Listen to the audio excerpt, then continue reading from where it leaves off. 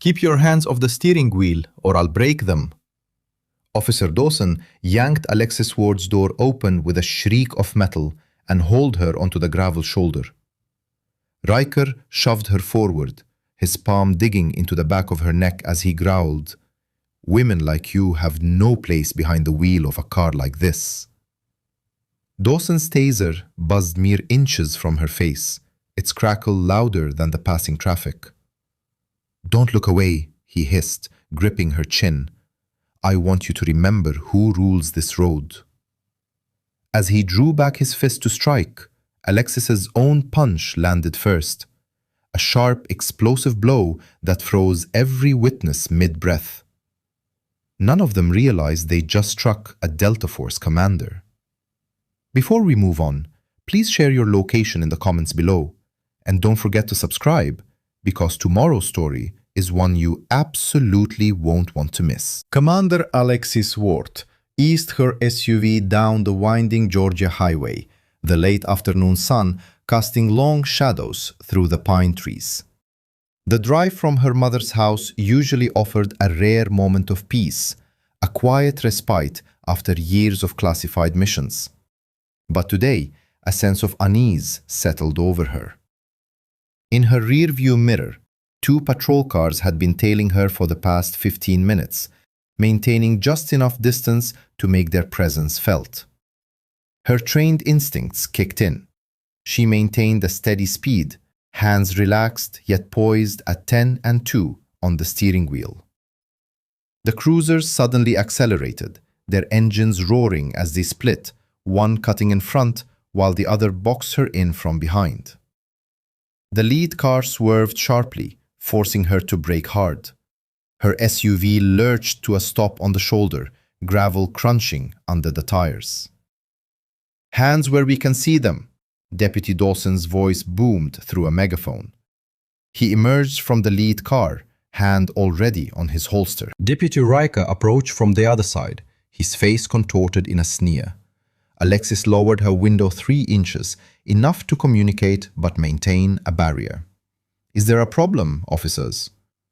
Dawson's face contorted further as he stormed up to her window. "When a woman like you drives a car this nice, it's usually stolen. Get out before we remove you ourselves."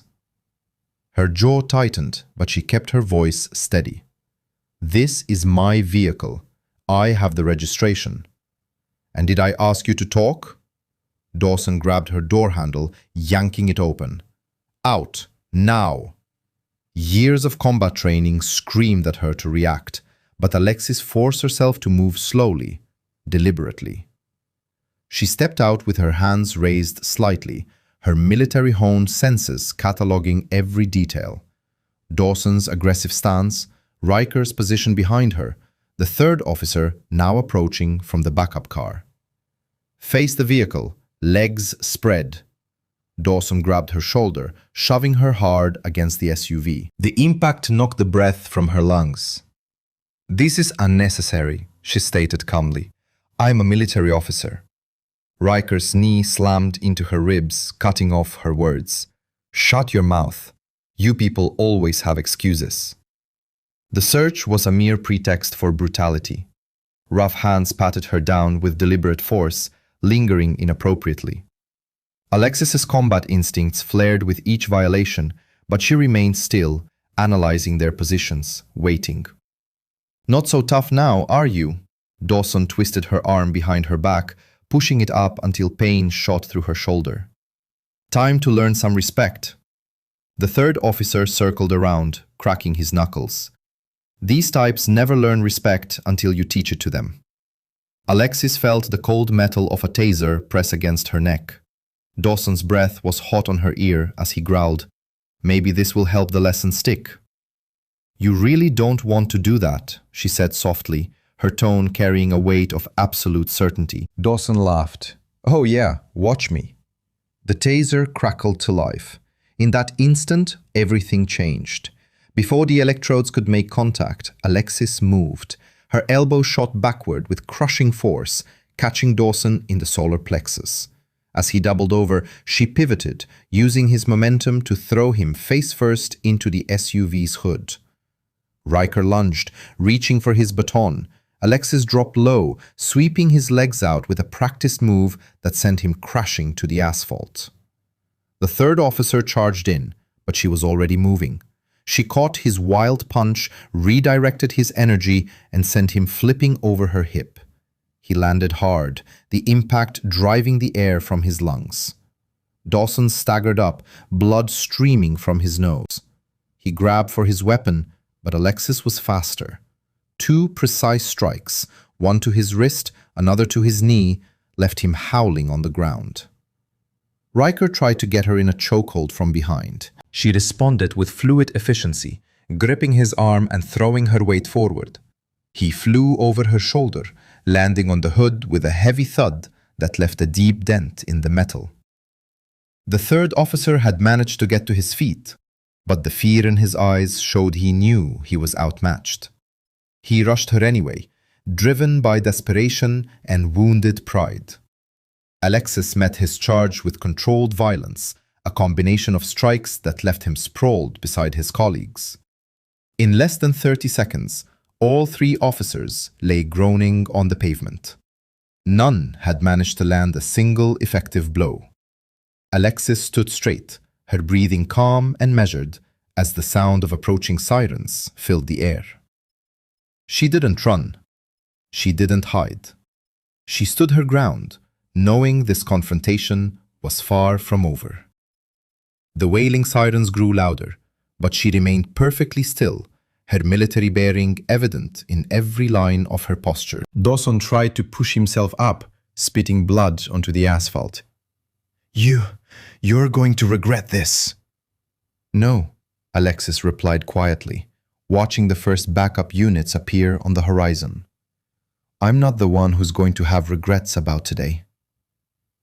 The sun was sinking lower now, painting the sky in deep oranges and reds. The same Georgia highway that had promised a peaceful drive home had become a battlefield, one that would soon draw more combatants. As the sirens grew closer, Alexis stood ready, knowing that this was only the beginning of a war she never wanted but would not back down from. Lieutenant Briggs's cruiser screeched to a halt at the scene, its headlights cutting through the growing dusk. The car door slammed with enough force to make the younger officers flinch. Briggs emerged like a storm cloud, his face purple with rage as he surveyed his injured men scattered across the asphalt. "What in God's name happened here?" he bellowed, his voice echoing off the pine trees, his eyes locked onto Alexis, who stood perfectly still, her military bearing unchanged. Dawson pushed himself to his knees, still wheezing. She attacked us, Lieutenant. We were conducting a routine stop. A routine..." Alexis's voice cut through the air like steel. "You dragged me from my vehicle without cause, assaulted me, and attempted to tase me." Briggs stormed toward her, his hand white-knuckled around his baton. "You shut your mouth. I've got 3 good officers down because of you." "Good officers don't assault civilians," Alexis replied evenly. The baton came whistling through the air without warning. Most people would have been caught completely off guard, but Alexis had seen the tension in his shoulder, the slight shift in his weight. She stepped inside the arc of his swing, deflecting the baton with her forearm while staying just out of his reach. Briggs snarled, launching into a series of wild strikes. Each attack met empty air as Alexis moved with practiced efficiency. She didn't attack. She simply wasn't where his baton tried to be. Her control was perfect, her movements precise. "Stand still!" Briggs roared, his face growing redder with each failed attempt. "Like your officers made me stand still." Alexis's voice remained calm, even as she redirected another blow. "While they kicked me, searched me, threatened me." A small crowd had gathered on the roadside. Cell phones recorded everything, their screens glowing in the deepening twilight. Briggs noticed them, and his fury doubled. "Get those phones," he ordered. "Confiscate every device. This is an active crime scene." Officers who had arrived as backup moved toward the witnesses, but their attention kept dragging back to Alexis. They'd seen what she'd done to their colleagues. None wanted to be next.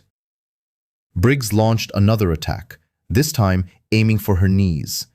Alexis caught the baton mid-swing. For a moment they stood locked together, his raw anger against her disciplined strength. Then she twisted, using his own momentum to send him stumbling forward. The baton clattered to the pavement. She could have ended him there.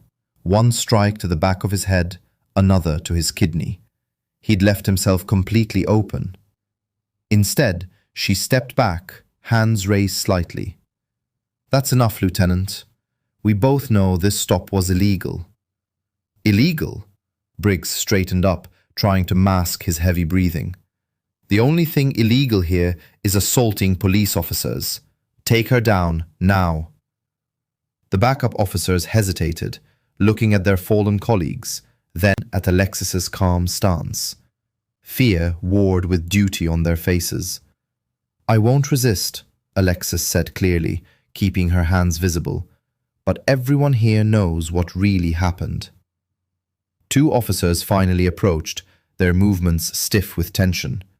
They grabbed her arms roughly, but she didn't fight as they pulled them behind her back. The handcuffs clicked shut with unnecessary force.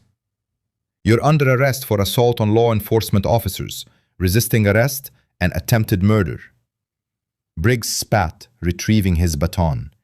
He stepped close, his voice dropping to a whisper. "You have no idea what you've just started." As they led her to a patrol car, Alexis watched Briggs directing his men. "Secure the scene. I want every phone, every camera, and someone find out what happened to our dashcam footage." The drive to the county station was tense. Alexis sat silently in the back, observing everything through the cage partition. The officers up front kept glancing at her in the rearview mirror, their nervousness evident in every jerky movement. At the station, she was processed with deliberate slowness. Each step seemed designed to maximize discomfort and humiliation. Through it all, she maintained her composure, gathering intelligence. She noted which officers avoided eye contact, which ones seemed uncomfortable with the situation, and which ones followed Briggs's lead without question. From her position in booking, she could see Briggs in his office orchestrating the cover-up. Officers cycled in and out, each leaving with specific tasks. One carried out the dashcam hard drives. Another began typing what would undoubtedly be a falsified report. "Computer systems acting up," an officer announced loudly. "Might lose some files tonight." Briggs's smile was cold. These things happen. Technology is never reliable. They placed her in a holding cell away from other inmates. The concrete walls were cold, the metal bench unyielding. Alexis sat with perfect posture, her training allowing her to find comfort in the discomfort. She'd survived worse conditions in far more hostile territories. Heavy footsteps approached. Briggs appeared at the bars, his face set in a smug expression. He'd regained his composure, apparently confident in his ability to control the narrative. "No judge in this county will believe your story," he said, tapping his baton against the bars. "It'll be your word against 3 respected officers. And now look at you, just another violent offender in a cell." The fluorescent lights hummed overhead as 2 officers led Alexis through the booking area. Her muscles ached from the hard metal bench, but she kept her posture straight, her face composed. The night had been long, filled with the echoes of drunk tanks and the occasional shouts of other inmates. "Processing for release hearing," one officer announced, refusing to meet her eyes. The booking sergeant typed slowly, deliberately drawing out each click of the keyboard. Lieutenant Briggs burst through the door, a thick folder tucked under his arm. His smile was all teeth and malice. "Going nowhere just yet. Got some paperwork to file first." He slapped the folder down, spreading out multiple chart sheets. "Assault on law enforcement officers. That's 3 counts. Resisting arrest. And my personal favorite," he held up the last form with theatrical flair, "attempted murder." "That's absurd," Alexis said quietly. noting how several nearby officers shifted uncomfortably. "Is it?" Briggs's voice dripped with mock concern. "Officers Dawson and Riker tell a different story. How you exploded into violence during a routine stop. How you used military-style attacks that could have killed them. They're both in the hospital, by the way, thanks to you." "I want my phone call," Alexis said, "and I'm requesting legal counsel." "Oh, certainly. We're all about proper procedure here." Briggs's laugh was harsh. "Unlike some people who think they can assault officers without consequences." The phone call was brief. Within an hour, Harper Lane strode into the station, her heels clicking purposefully against the linoleum. Her sharp eyes took in everything: the officer's body language, the hastily posted duty roster changes, the way Briggs hovered near the booking desk. "I'm representing Commander Ward," Harper announced, her voice carrying. "I need to see all charging documents and incident reports immediately." Briggs tried to stare her down. "We're still processing the paperwork. These things take time." "Fascinating," Harper replied, "especially since you've already leaked details to the press. I saw the morning news segment about the dangerous veteran who attacked your offices." She turned to Alexis, speaking quietly but clearly. "This county has a history of protecting abusive officers.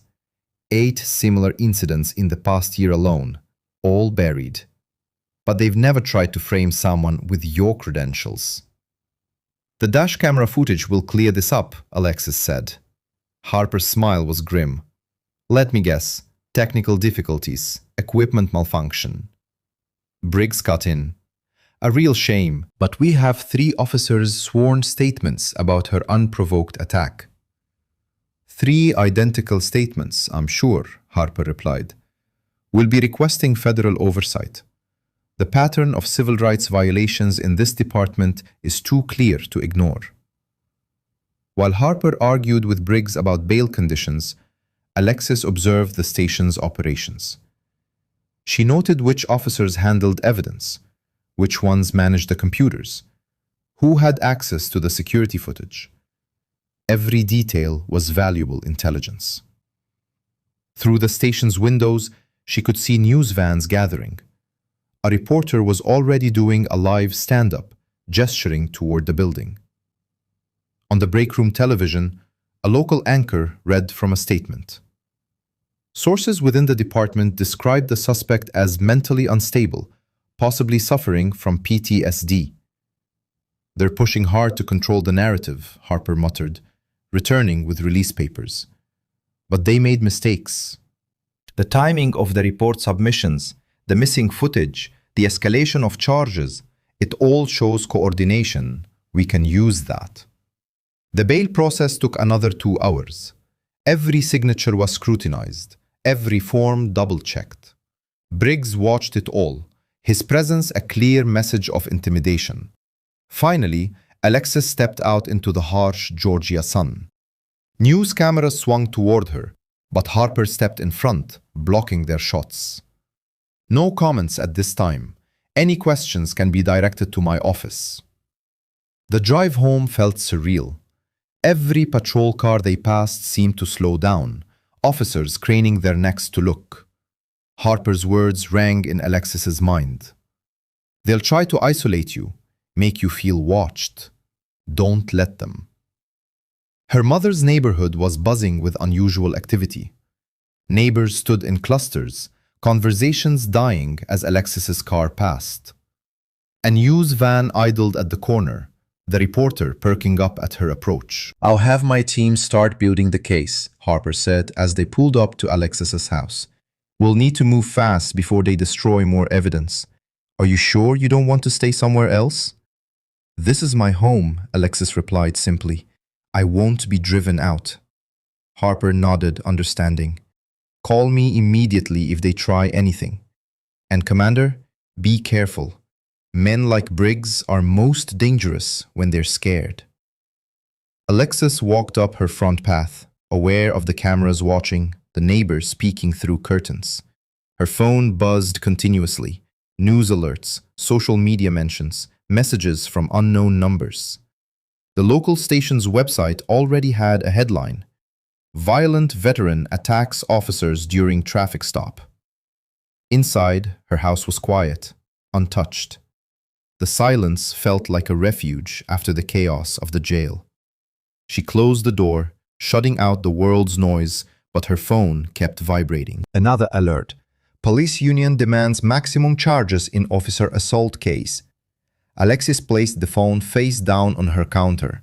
They wanted her to feel overwhelmed, isolated, afraid, but they didn't understand who they were dealing with. She'd faced worse odds in places where there were no rules, no cameras, no legal recourse. Here, at least, there was a system, corrupt as it might be, that could be made to work. She looked at her reflection in the kitchen window, seeing the soldier she'd always been. No, she wouldn't be intimidated. Not by Briggs, not by his corrupt department, not by their media manipulation.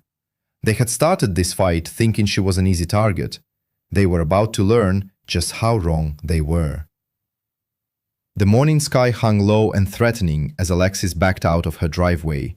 News vans had finally cleared out, but she spotted a patrol car parked 2 blocks down, poorly hidden behind a neighbor's oak tree. They weren't even trying to be subtle anymore. Her phone buzzed with a text from Harper. "Meet at office ASAP. Federal contact agreed to hear us." Alexis checked her mirrors, noting another cruiser that had pulled out behind her 3 turns back. They were getting sloppy with their surveillance, which meant they were getting desperate. The parking garage near Harper's downtown office loomed ahead, its concrete levels rising like a fortress in the gray morning light. Alexis chose the 3rd level, away from the scattered cars on the lower floors. As she pulled into a space, her trained instincts registered multiple details: the echo of boots on concrete, the reflection of movement in parked car windows, the deliberate positioning of vehicles near the exit ramp. She stepped out of her car, keys in hand. "I know you're here," she called out, her voice carrying across the empty level. "Let's skip the theatrics." 4 deputies emerged from behind pillars and vehicles. She recognized Deputy Slade from booking, his young face tight with nervous energy. The others were older, harder looking. All carried batons, and their stance made it clear this wasn't an official visit. "Lieutenant said you might cause problems," the largest deputy growled, tapping his baton against his leg. "Said we should make sure you understand how things work around here," another added, circling to her left, "before you meet those feds. Accidents happen in parking garages all the time, especially to people who don't know when to keep quiet." Alexis remained still, analyzing distances, positions, angles. They had planned this poorly, too spread out, too focused on blocking exits rather than coordinating their attack. Amateur mistakes that would cost them. "Last chance to walk away," she offered, knowing they wouldn't take it. Slate rushed in first, eager to prove himself. His baton swing was wide, telegraphed. Alexis stepped inside his reach, redirecting his momentum into a parked sedan. The impact dented the door and left him gasping. The other combatants surged forward as one, but their assault lacked any semblance of order. Alexis weaved between sturdy concrete supports, utilizing the very architecture of the place as both a defensive barrier and an offensive tool. A blunt instrument slammed into the concrete precisely where her head had been a moment before. She deftly intercepted the weapon, twisting it and its wielder in a single fluid motion, redirecting them directly into the path of another pursuing officer. They crashed together with a jarring impact, voices erupting in a chorus of curses and stumbles. Alexis seized the fleeting opportunity to neutralize Slate, who was struggling to regain his footing. A precise blow to his knee sent him collapsing back down, immediately followed by a calculated strike to the nerve cluster in his shoulder. He slumped, fully aware but utterly incapable of rejoining the fray. "This is federal enforcement now," one of the officers snarled, brandishing a taser. Alexis countered, "You're only escalating the situation." As the taser crackled to life, she intercepted the officer's wrist. expertly guiding the live electrodes into his partner's chest. The man convulsed violently before dropping to the ground. Before the taser-wielding officer could even register what had happened, Alexis slammed his arm against a concrete pillar, sending the weapon skittering across the floor. The most physically imposing officer then charged, attempting to pin her against a parked vehicle. Alexis expertly used his momentum, augmenting it with a sharp hip throw that sent him sliding across the rough pavement. He scrambled back to his feet, spitting blood, and renewed his assault. This time, Alexis met his charge with his fallen comrade's baton, striking vital pressure points in rapid succession. He collapsed heavily, clutching his now useless arm. The sole remaining officer began to retreat, frantically fumbling for his radio. Alexis closed the distance in 2 swift strides, trapping his hand before he could activate the communication device, and disarmed him with a painful wrist lock that forced him to his knees. "Stay down," she commanded, applying just enough pressure to make her intent clear. "Unless you plan on explaining to the paramedics how you managed to dislocate your own shoulder?" The echoing groans and ragged breaths of the incapacitated officers filled the parking garage. Alexis retrieved her mobile device, meticulously documenting the scene, the discarded weapons, the prone positions of the officers, and the damage inflicted on the vehicles. She swiftly transmitted the comprehensive evidence to Harper with a concise text message. Attempted assault in parking garage. 4 deputies require medical attention. Slate attempted to speak, his voice strained through gritted teeth. "You don't comprehend. He will eliminate us if we fail to stop you." Alexis, meanwhile, was assessing each officer's condition. "Then you should have given more thought to your employer," she retorted, confirming that none had life-threatening injuries, though their ability to engage in further combat was severely compromised. Footsteps echoed from the level below, indicating civilians drawn by the commotion. Someone had already contacted emergency services, their voice carrying clearly.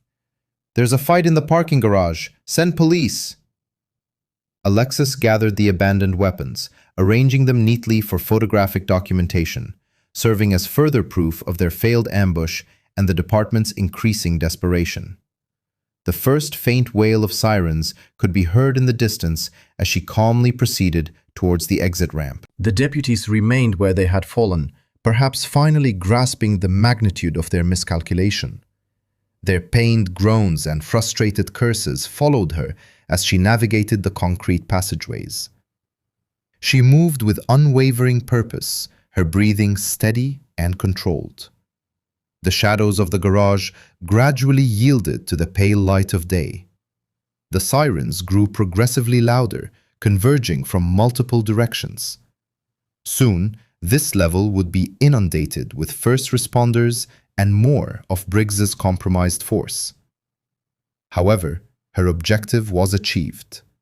The assault was recorded, the officers neutralized without inflicting permanent harm, and, most importantly, their actions unequivocally demonstrated the lengths to which the department would go to silence her. The rising wind carried the crescendo of approaching sirens as Alexis emerged onto the street. Flashing red and blue lights illuminated the surrounding buildings. She produced her mobile device to update Harper on her delayed arrival, her fingers moving with unshakable steadiness as she typed. The afternoon sun cast elongated shadows across the windows of Harper's office as Alexis took a seat opposite her attorney's desk.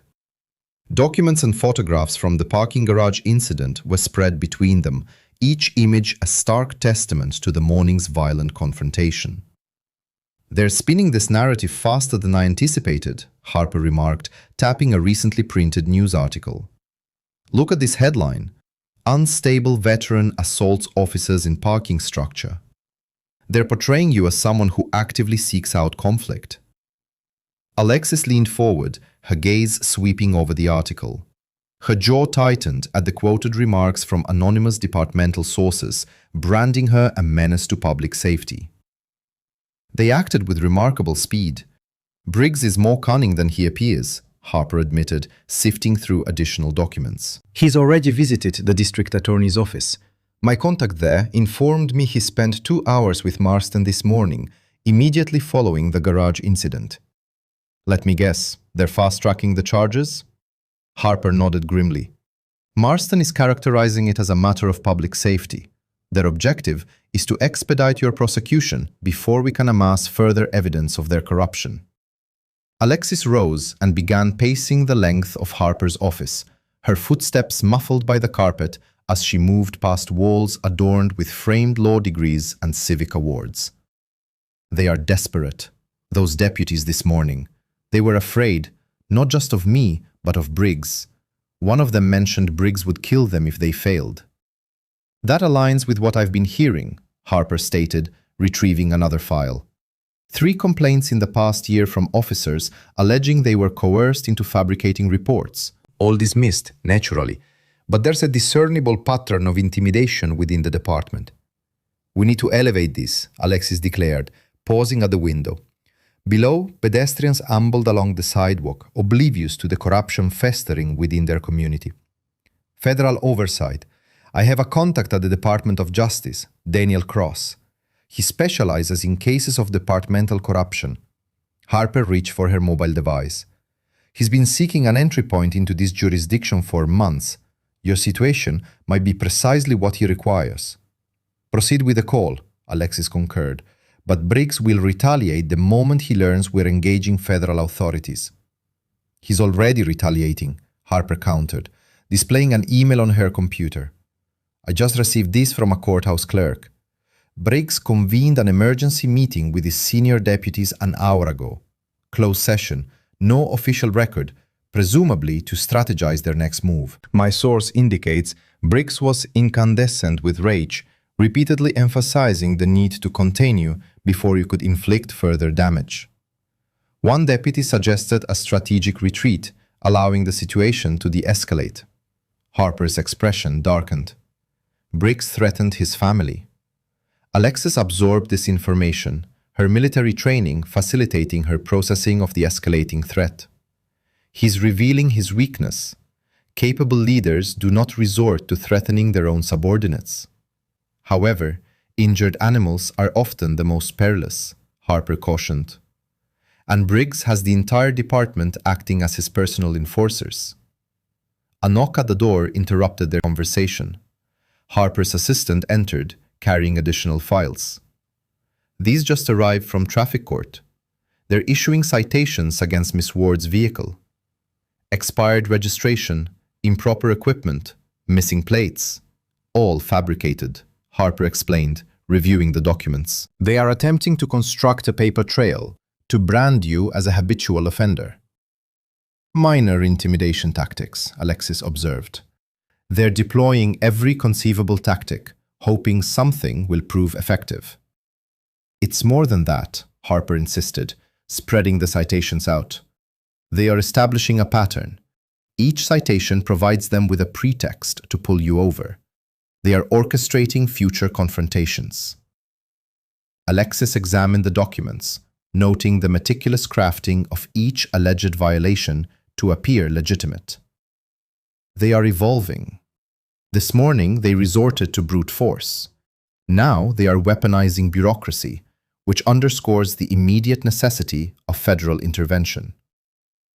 Harper reached for her mobile device again.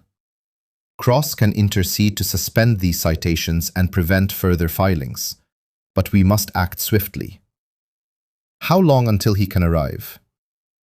If I contact him today, perhaps 48 hours. However, that leaves 2 full days for Briggs to intensify his actions. Alexis nodded, already formulating defensive strategies. I will be prepared. They will not catch me off guard again. There is one more matter. Harper hesitated before presenting a final document.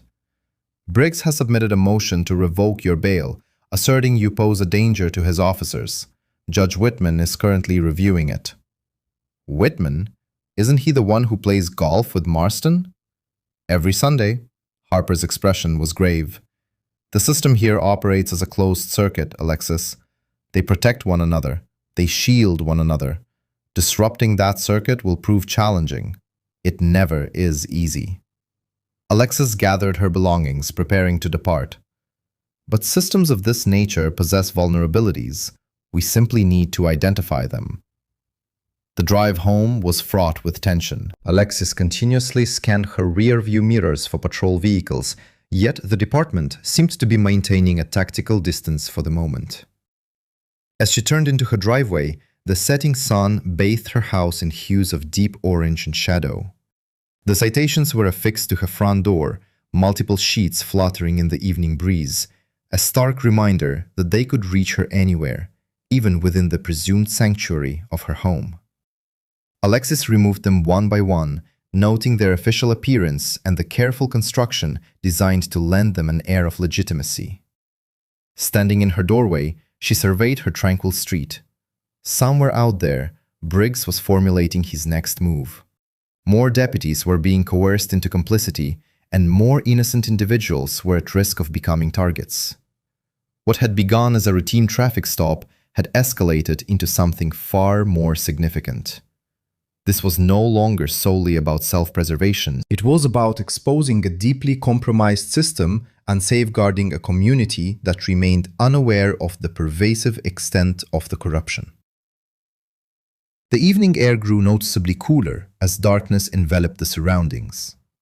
Alexis stood motionless, the citations clutched in her hand, feeling the weight of the impending struggle.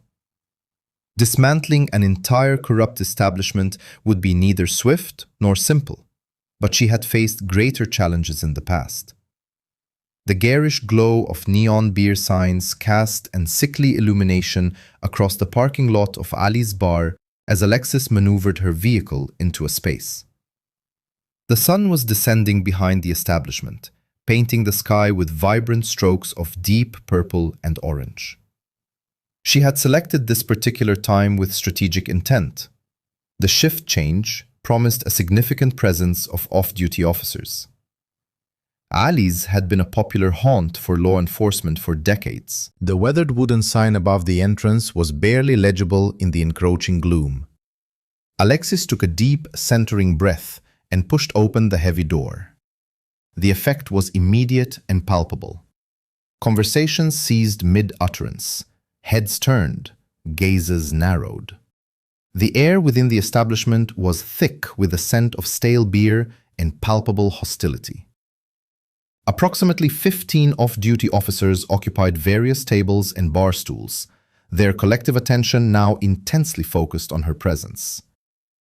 Alexis moved with deliberate composure towards the bar, acutely aware of their scrutinizing stares. The bartender, a burly man with salt and pepper temples, approached with evident reluctance. "Water," she requested simply. He placed a glass before her without a word, then retreated to the far end of the bar where a group of officers were conferring in hushed tones. Alexis did not turn around. It was unnecessary. The mirror behind the bar provided a perfect panoramic view of the room. Deputy Riker was seated at a corner table with 4 other officers, his face flushed with the effects of alcohol. His voice, amplified by the sudden quiet, carried clearly across the space. "Told Briggs not to worry about it. Judge Whitman's got his back. Been that way since they were rookies together." One of his companions cast a nervous glance in Alexis's direction. Riker's laughter intensified, clearly intended for her to overhear. "What's she gonna do? That dashcam footage is gone. Briggs made sure of it himself. Stayed late to wipe everything clean. No evidence means her word against ours, and we all know how that plays out in Whitman's court." Alexis took a slow sip of her water, mentally cataloging the details. The mirror revealed 3 officers positioned near the pool table, beginning to advance, strategically placing themselves between her and the exit. Their movements were uncoordinated, a testament to their heavy consumption of alcohol. She stood, turning to face Riker's table directly. The bar became even quieter, the air crackling with palpable tension. Each step she took towards his table echoed on the wooden floorboards. "That footage showed everything, didn't it?" she inquired calmly. "That's why Briggs was so eager to destroy it." Riker's face contorted with anger. "You've got some nerve coming in here." "Just confirming facts," Alexis replied evenly. "Like how Judge Whitman accepts bribes to dismiss cases against corrupt officers." One of the inebriated officers from the pool table grabbed her shoulder. "Time for you to leave." Alexis remained unmoving. "Or what?" A second officer moved in, his breath heavy with the odor of whiskey. "You're outnumbered here." "Last warning," Alexis stated quietly. The third officer lunged, attempting to seize her arm. Alexis shifted her weight, redirecting his aggressive momentum. He crashed into a table, sending glasses toppling and shattering across the floor. The first officer swung a wild punch. She easily deflected it, utilizing his own force to spin him directly into the second attacker. They stumbled, shouting curses. One of them grabbed a chair, swinging it like a crude club. Alexis stepped inside his reach. The chair splintered against the bar as she incapacitated him with a precisely targeted strike to the solar plexus. He collapsed, gasping for air. The remaining officers attacked in unison, their movements surprisingly coordinated despite their state of intoxication. Alexis moved with fluid efficiency, her actions economical and precise. One swing narrowly missed her head, leaving a dent in the wall where she had been moments before. She countered with an elbow strike that sent the attacker to his knees. The final officer retreated, his eyes wide with palpable fear. Behind her, she heard chairs scraping as other officers rose, but none intervened to assist their colleagues. They had witnessed the immediate consequences for the first three. "The footage," Alexis declared, turning back to Riker. "Briggs deleted it personally." Riker's face had gone pale, the bravado fueled by alcohol rapidly dissipating. "You're crazy coming here like this." "Answer the question." "Yeah," he spat. "He wiped everything. Security footage too. Spent 2 hours making sure nothing survived. Happy now?" "Extremely." Alexis surveyed the room. Several officers had their mobile devices out, recording. "Perfect. More evidence for Harper." She paused, then added, "Anyone else care to share their thoughts on Judge Whitman's special relationship with the department?" Silence was her only response. The 3 officers she had incapacitated remained on the floor, emitting soft groans. Behind the bar, the bartender had vanished, presumably to contact backup. "Then we're done here." She moved towards the exit, maintaining constant situational awareness of everyone present. No one attempted to obstruct her path. They watched with a mixture of fear and simmering fury as she reached the door. The night air felt refreshingly cool against her skin as she stepped outside. Stars were beginning to emerge in the darkening sky. The distant wail of sirens could be heard, the cavalry finally responding to the bartender's call. But they were too late. She had obtained what she needed. Alexis retrieved her mobile device, already composing a message to Harper detailing Briggs's personal destruction of evidence and Judge Whitman's corruption. The pieces were rapidly falling into place. Each encounter unveiled more of their interconnected network, providing further proof of the depth of the rot. The bar door creaked open behind her. A voice, thick with pain and rage, called out, "This isn't over." She did not bother to turn around. Their threats were hollow now, born of desperation and wounded pride. The true battle was not against intoxicated officers in a bar. It was against the system that shielded them, the corrupt officials who enabled their behavior. Alexis entered her vehicle, observing in the rearview mirror as more officers stumbled out of Ali's. They appeared disoriented. Their illusion of untouchable power had shattered, much like that chair. She started the engine, her focus already shifting to the next strategic step. The evidence had been destroyed, but now she possessed witnesses who had admitted to its destruction. It was not ideal, but Harper would undoubtedly know how to leverage it. The sirens grew louder as she pulled away from the bar, leaving behind a scene of broken furniture, bruised egos, and the first tangible fissures in the department's wall of silence.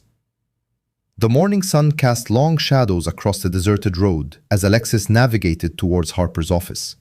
Her mobile device, propped on the dashboard, displayed a meticulously organized summary of the previous night's revelations at Ali's. The recorded confessions pertaining to Briggs and Judge Whitman would undoubtedly shatter this case wide open. A flash of white and blue in her rearview mirror captured her attention. A patrol SUV had materialized behind her, following uncomfortably close. Alexis checked her speed, which was precisely at the posted limit. The SUV's grille filled her mirror, positioned so closely that she could discern the driver's face. Officer Matthews, one of Briggs's most steadfast enforcers. "Here we go," she muttered, her grip tightening on the steering wheel. The patrol vehicle swerved into the oncoming lane, its engine roaring as it pulled alongside her. Matthews's partner, Reynolds, occupied the passenger seat, both men displaying expressions of unadulterated animosity. Alexis maintained her speed, observing as Matthews deliberately jerked his steering wheel towards her. The initial impact was tentative, a warning bump that caused her tires to squeal. She countered with the defensive driving maneuver, maintaining control while feigning difficulty. "Come on," she murmured. "Show me what you're truly here for." As if acknowledging her challenge, Matthews slammed his SUV into her car with full force. The impact sent a jarring tremor through her vehicle, but Alexis was prepared. She had already activated her mobile device's camera, mounted to capture every detail. The road ahead curved sharply to the right, bordered by a steep embankment. Matthews accelerated, attempting to force her against the guardrail. Instead of resisting, Alexis lightly tapped her brakes. The patrol SUV surged forward, overshooting its intended position. "Amateur hour," she commented, watching Matthews struggle with his steering. His vehicle fishtailed, its tires leaving black streaks on the asphalt. Reynolds clutched the dashboard, panic evident on his face. Alexis executed a flawless pursuit intervention technique. A precise nudge to the patrol SUV's rear quarter panel. The effect was catastrophic. Matthews overcompensated, sending the vehicle into an uncontrollable spin. The patrol SUV careened across both lanes of traffic, veered onto the shoulder, and rolled once before coming to rest in the ditch. Steam hissed from the mangled hood. Alexis pulled over, positioning her car to block any potential escape routes. Matthews kicked his door open, staggering out with his hand hovering near his holster. "You're dead," he screamed, though his voice trembled. A trickle of blood ran from a cut on his forehead. "Stay where you are," Alexis called out, her phone still recording. "Keep your hands visible." Reynolds emerged from the passenger side, already fumbling with his radio. "Unit 47, officer down, shots fired." Alexis moved with practiced efficiency. 2 swift strikes incapacitated Matthews before he could draw his weapon. Reynolds backed away, his hands shaking as he manipulated his radio. "Shots fired, shots." She closed the distance in 3 rapid strides, sweeping his legs and pinning him face down. "No shots were fired," she stated calmly, securing his arms. "Just as there was no justification for you attempting to run me off the road." "Briggs will kill you for this," Matthews groaned from his position on the ground. "Add that threat to the recording," Alexis replied, checking both officers for any serious injuries. Finding none, she utilized their own handcuffs to secure them to the front bumper of their disabled vehicle. The entire encounter had lasted less than 2 minutes. Alexis returned to her car, reviewing the captured footage. Every second was crystal clear. The unprovoked assault, their attempts to orchestrate a fatal collision, and Matthews's final threat. She created multiple redundant copies, transmitting them to Harper and the federal tip line she had been provided. Steam continued to rise from the patrol SUV's crumpled hood. The front axle was clearly fractured, and fluid steadily leaked into the dirt. Both officers stared at her with a potent mixture of hatred and fear as she prepared to depart. "Do you know the difference between us?" she inquired. "I could have easily ended both of your lives. Instead, you will leave to face the repercussions." She gestured towards her mobile device. "Everything is recorded. Your careers are over." Reynolds spat. "Briggs owns this county. You've got nothing." "Look around," Alexis countered. "Your vehicles are destroyed. You're handcuffed to your own bumper. Your attack failed completely. Do you still believe Briggs is winning?" Neither officer offered a response. In the distance, the wail of approaching sirens became audible, presumably law enforcement reinforcements responding to the disrupted radio transmission. Alexis entered her vehicle, glancing at the clock. She would still be able to attend her scheduled meeting with Harper, armed with even more evidence of the department's escalating desperation. "Reinforcements are en route," Matthews called out, his voice weak. "You won't escape." Alexis started her car's engine. "I'm not fleeing. I'll be at my legal counsel's office filing accusations of assault against both of you. Feel free to dispatch additional personnel. We'll add witness intimidation to the charges." She smoothly departed, observing in her rearview mirror as the patrol SUV's engine hood released another plume of steam. The morning sun illuminated the smoke, making it resemble a beacon. Let them pursue her, she must-tempered. Each aggressive action only underscored their corruption and the lengths they would go to preserve their authority. The sirens grew in intensity behind her, yet Alexis maintained the posted speed restriction precisely. Her phone vibrated. Harper had received the recorded footage and was already preparing legal actions. The federal tip line had also acknowledged her report, requesting an immediate discussion. The road ahead lay empty, save for the approaching police vehicles visible in her mirror. Their desperate attempt at apprehension had failed, mirroring every prior effort to silence her. More significantly, their actions validated her assertions. This was not merely about a single traffic infraction or a few compromised officers. It represented a systemic rot so profound that its members would resort to attempted murder in broad daylight, assured of impunity. Alexis checked her mirror one final time. The steaming patrol SUV was nearly obscured, but she could envision Matthews and Reynolds attempting to justify this debacle to their arriving counterparts. Their fabricated narrative would contrast sharply with the video evidence. Their careers, built on intimidation and deceit, were now demonstrably unraveling. She turned onto the highway leading to Harper's office, prepared to augment their accumulating evidence with this recent act of aggression. Behind her, additional sirens joined the chorus, a cacophony signifying a corrupt system's death throes, lashing out with increasing futility. Sunlight streamed through the windows of Harper's downtown office as Alexis arranged printouts, photographs, and video files across the conference table. Her morning encounter with Matthews and Reynolds had left her jacket dusty, but she had prioritized immediate organization of the crucial evidence. "Their boldness is escalating," Harper commented, examining still images from the patrol SUV incident. "Attempting murder in broad daylight. Briggs must be in a cornered state." Alexis nodded, activating the bar footage on her laptop. "Replay this segment." She played a clip featuring Riker's inebriated boasting about Judge Whitman's association with Briggs. The audio was remarkably clear, despite the surrounding din. "That's the missing element we required," Harper declared, making notes. "It confirms the corruption extends beyond the precinct." She paused as a knock sounded at the office door. "That should be our federal liaison." Investigator Daniel Cross entered, his suit immaculate despite the oppressive Georgia heat.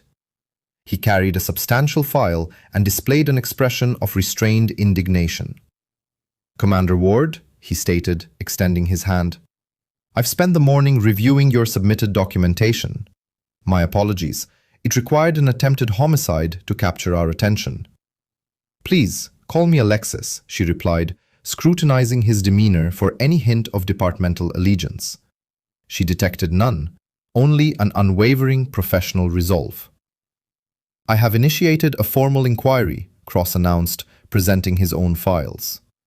"Your documentation is exemplary. Military precision in the notations, multiple photographic perspectives, an unblemished chain of evidence." He gestured towards the images of her initial traffic stop injuries. "However, it is the discernible pattern that most profoundly concerns me. This is not isolated brutality, it is orchestrated." Harper brought up additional files on her computer. "We have identified analogous incidents dating back 5 years, all involving Lieutenant Briggs or officers under his command. Each instance targeted individuals of color during traffic stops, all with inexplicably missing evidence, with the critical difference this time being," Alexis interjected, "they targeted someone capable of defending herself and documenting every detail." Cross nodded grimly. "My team visited the station this morning. The immediate reaction was palpable panic.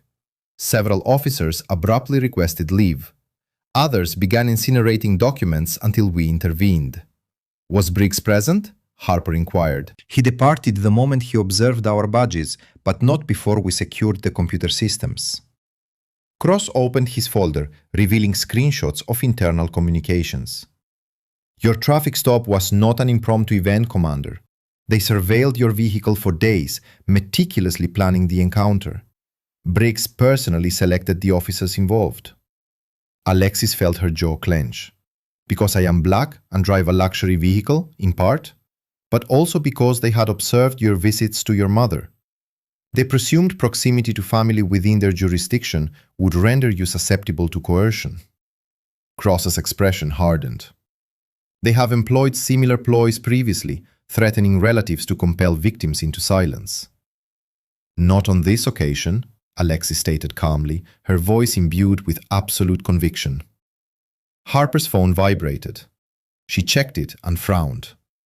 "Briggs is already reacting to the federal presence. He has convened an emergency press conference for this afternoon."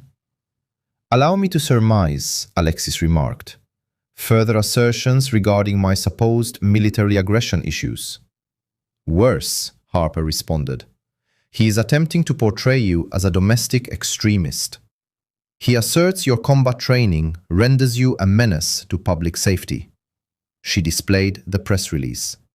"He is demanding federal authorities apprehend you rather than investigate him." Cross shook his head. "A classic maneuver of misdirection. However, it will prove ineffective. We possess his departmental emails detailing strategies to incite you into a retaliatory response.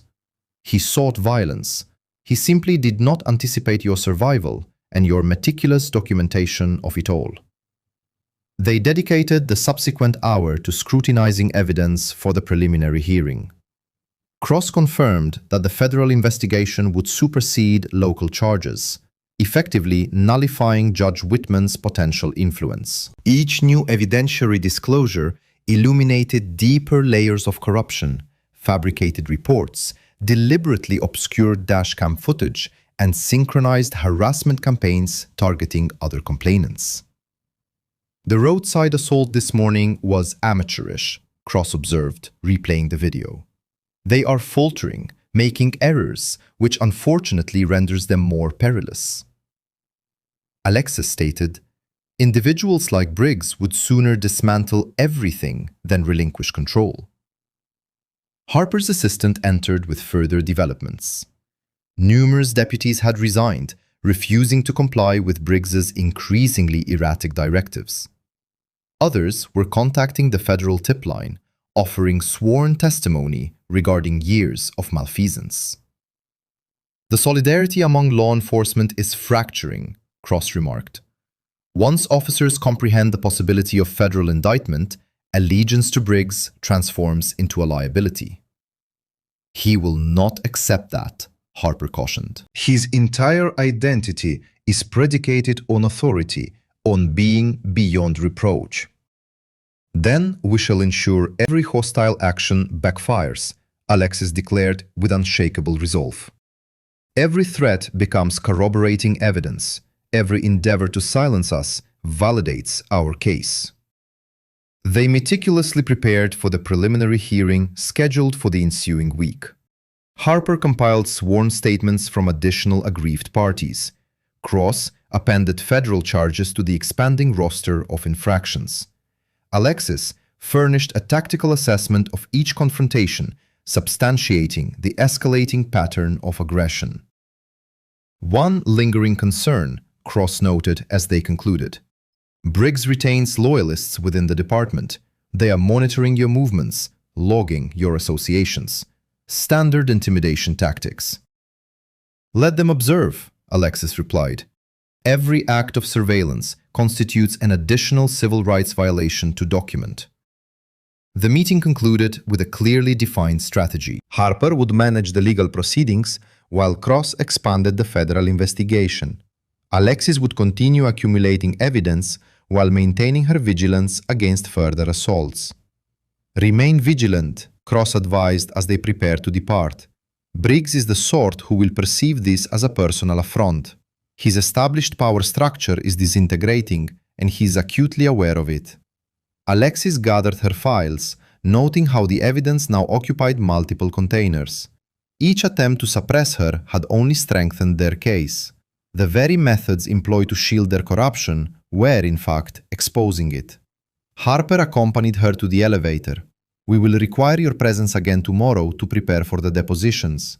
My security personnel can escort you. I will be quite safe, Alexis assured her. They have recognized that direct confrontation is ineffective. The elevator doors opened to the lobby, its mirrored surfaces reflecting her determined countenance. Through the glass portals, she could clearly observe the street. An unmarked Crown Victoria was parked across the intersection, its occupants making minimal effort to conceal their surveillance. Alexis adjusted her jacket, confirming her phone remained active in recording mode. Let them watch, she thought. Let them witness genuine fortitude. Every moment they dedicated to monitoring her only served to further weaken their corrupt system. The department's palpable desperation intensified with each passing hour. Their dominion, established over decades of unhindered authority, was finally confronting tangible repercussions. And Alexis was resolved to see these repercussions through to their ultimate conclusion. The wooden benches groaned under the weight of assembled onlookers as Alexis entered the packed courtroom. Every seat was occupied, with additional individuals standing along the rear wall. News of federal intervention had attracted journalists, advocates for civil liberties, and numerous citizens who had endured comparable mistreatment. Harper walked alongside her, her briefcase laden with evidence. Investigator Cross was seated at a separate table, his presence lending significant federal gravity to the proceedings.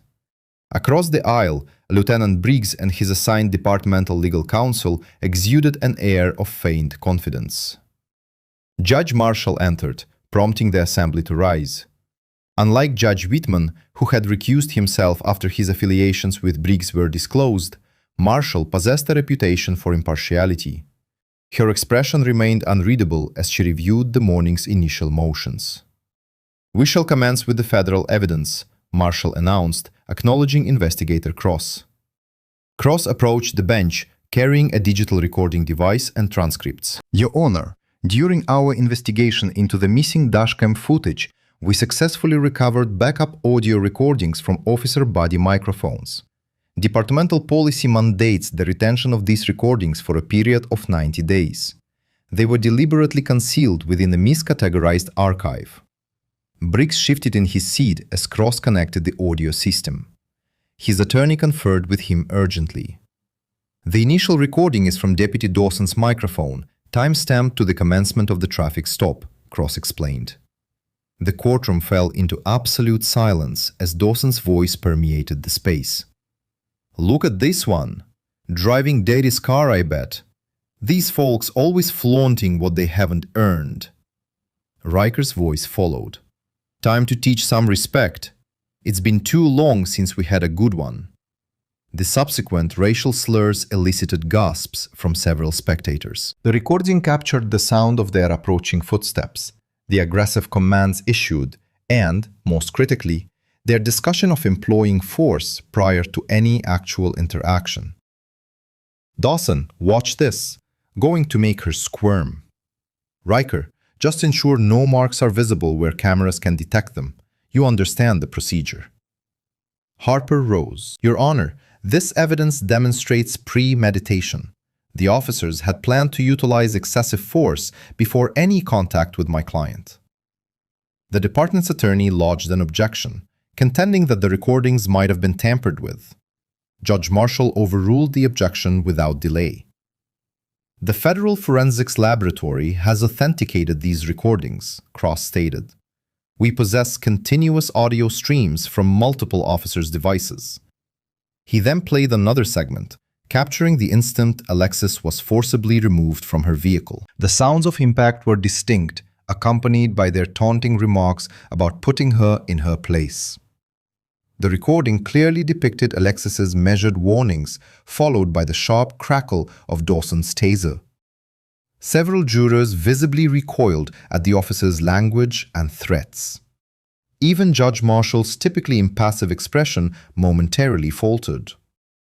The prosecution has charged Commander Ward with assaulting officers and resisting arrest, Harper addressed the court. These recordings conclusively prove she acted in self-defense against a meticulously orchestrated assault motivated by racial prejudice. Briggs's face had transformed into a deep shade of crimson. His hands gripped the table's edge with such force that his knuckles turned stark white. Cross proceeded to present additional evidence, internal communications illustrating the department's established pattern of targeting individuals of color during traffic stops. Testimony from officers who had resigned rather than participate in Briggs's illicit schemes. Data substantiating the systematic destruction of evidence. Your Honor, the departmental attorney attempted to argue, these recordings were obtained through standard federal investigative protocols, Judge Marshall interjected, cutting him off. The evidence presented reveals deeply disturbing conduct by law enforcement officers. Alexis observed Briggs intently. His carefully cultivated composure was visibly disintegrating. The meticulously constructed image of authority he had maintained for decades was dissolving in real time. Judge Marshall re-examined the transcripts. Based upon this presented evidence, I am dismissing the charges of assaulting an officer and resisting arrest. Commander Ward's actions unequivocally constitute self-defense against excessive force and civil rights violations. A wave of hushed murmurs swept through the courtroom. Briggs abruptly stood. "This is preposterous," he bellowed. "She attacked my officers. We cannot permit these individuals." "Lieutenant Briggs," Judge Marshall's voice commanded, sharp as a lash. "Regain your composure or face a contempt charge. Your choice of language is highly revealing." Harper rose. "Your Honor, in light of the irrefutable evidence of civil rights violations, we move for the dismissal of all remaining charges against my client." "So ordered," Marshall declared without hesitation. "Furthermore, I am referring this matter to the Justice Department's Civil Rights Division for further investigation." The gallery erupted in a chorus of exclamations. Years of unchecked abuse were finally confronting accountability. Alexis remained outwardly composed, but internally, she experienced the first genuine sense of relief since that night on the highway. Briggs stormed out, shouldering his way past a throng of reporters. His attorney trailed behind him, already distancing himself from the unfolding catastrophe. "Commander," Judge Marshall addressed her directly, "I extend my sincerest apologies for the ordeal you have endured. This court regrettably failed in its fundamental duty to safeguard citizens from the abuse of power." Alexis offered a respectful nod. Thank you, Your Honor. Following the judge's departure, well-wishers converged around Alexis and Harper. Cross joined them, his usually stern demeanor softened slightly. "This is merely the commencement," he stated quietly. "The federal investigation will proceed. Additional victims are coming forward." "Excellent," Alexis responded. "The entire system requires exposure." They navigated the courthouse corridors, passing by an array of cameras and microphones. Harper expertly fielded the press inquiries while Alexis moved with deliberate purpose toward the exit. The midday sun felt warm and purifying as she stepped outside. For the first time since the initial traffic stop, she felt a tangible lightening of the burden. Not entirely dissipated, for further challenges undoubtedly lay ahead. However, the momentum had decisively shifted. Truth was finally breaching the decades-old edifice of silence and corruption. Standing on the courthouse steps, Alexis observed citizens gathering, exchanging personal accounts of their encounters with departmental misconduct. Each individual who spoke added another fissure to the formidable wall of impunity that Briggs had erected. Harper joined her on the exterior. The judge's ruling creates a precedent for civil litigation. Other victims can now come forward with established legal backing. Alexis nodded, feeling the gentle breeze and watching more community members arrive to offer their solidarity. The system's power had always relied on isolating individuals, making each victim feel alone and powerless. That isolation was now dissolving, supplanted by a collective unity and unwavering resolve. The setting sun cast long shadows across Alexis's driveway as she pulled into her residence. Her shoulders finally relaxed after weeks of unrelenting tension. The courthouse victory felt significant, akin to the initial crack in Briggs's formidable defenses. She retrieved her jacket and briefcase, allowing herself a small, genuine smile. Inside, she shed her shoes and poured a glass of water, replaying Judge Marshall's pronouncements. The validation was gratifying, but more importantly, it opened avenues for others to step forward. Perhaps the system could indeed evolve, albeit gradually. Her phone buzzed. Her mother's contact illuminated the screen, but it was not her mother's voice that emerged. It was her neighbor, Mrs. Taylor, speaking with palpable alarm. "Alexis, they're here. 4 patrol cars. They're entering your mother's residence right now." The glass slipped from Alexis's grasp, shattering on the kitchen tiles. "What? Who is there?" "The sheriff's department. They claim it's about obstruction charges, evidence tampering. Your mother was simply sitting on her porch. They are handling her very roughly." Alexis was already in motion, retrieving her keys. "Call Harper's office. Relay precisely what is transpiring. I'm en route." She had not yet reached her car when her phone erupted with notifications. News alerts, text messages, social media tags, all conveying variations of the same alarming headline. Delta Force commanders' violent past exposed. Questions regarding mental stability. Her hands grew cold as she opened the initial link. There was her service photograph, juxtaposed with carefully selected mission details that had been deliberately distorted to portray her as unstable and dangerous. Classified information pertaining to her counterterrorism operations had been leaked and maliciously misrepresented. The article quoted anonymous departmental sources describing her as trained in lethal tactics and potentially unstable due to combat stress. They had even unearthed the names of teammates she had lost, leveraging their deaths to suggest she harbored deep-seated issues with rage. Her phone rang again. Harper this time. "They are crucifying you across every channel," Harper stated without preamble. "Briggs must have connections within military intelligence. This leak originated from a high level." "They have my mother." Alexis's voice was strained. 4 patrol cars at her residence." "I am aware. I have personnel dispatched there immediately. But Alexis, this is coordinated. They are attempting to annihilate your credibility before—" A loud knocking interrupted them. Through her window, Alexis observed camera crews assembling on her lawn. News vans were double parking along her quiet street. "They're here as well," she informed Harper. "Do not engage. Do not respond to any inquiries. They are endeavoring to provoke a reaction they can utilize against you." The knocking escalated to pounding. Camera flashes strobed through her windows as reporters pressed against the glass, shouting questions. "Commander Ward, is it accurate that you were discharged for excessive force? Did your combat experience lead you to assault those officers? Are you currently undergoing psychiatric evaluation?" Alexis moved away from the windows, her tactical training automatically engaging as she assessed sightlines and potential vulnerabilities.